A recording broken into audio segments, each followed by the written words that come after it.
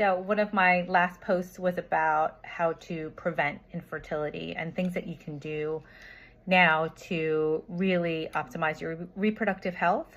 So ladies, if you are in this age category, mid to late 20s, early 30s, maybe you're still single, maybe you're dating someone, but deep down inside, you know that you want to try to have a family one day. It's so important to look at your reproductive health, do things proactively now. Just like now people are going to the doctors all the time to check on overall health, right? Like we want to make sure that our heart is strong and healthy and getting blood work done just to help prevent any kind of diseases like cardiac disease.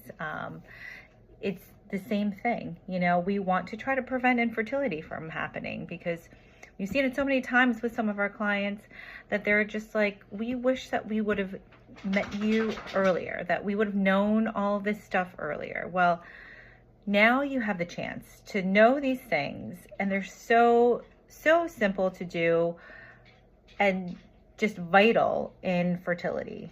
And it's really not going to take a huge amount of your time. It's just about being aware and being educated. So last time I talked about understanding your cycles and just kind of tracking them and seeing if they're regular and whatnot.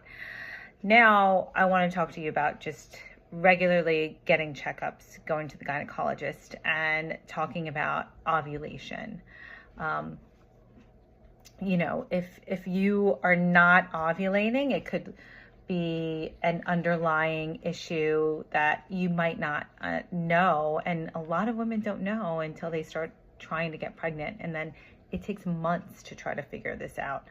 So you could have endometriosis, PCOS, and these things can be easily treated. Sometimes they have to be treated a little bit more aggressively, like with surgery such as endometriosis.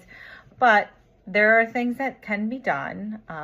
You know, if you do have any of these diagnoses that could really impact your fertility. So it's so important to talk to your gynecologist about this and get the proper testing, and also talk about ovulation.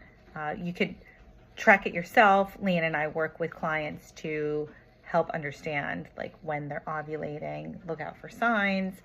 But you can also get some blood work done to make sure that you really are ovulating. So that is a huge, huge piece, because if you're not ovulating, you're not producing eggs. You can't make a baby without an egg. So sorry, unless you're the Virgin Mary, but I don't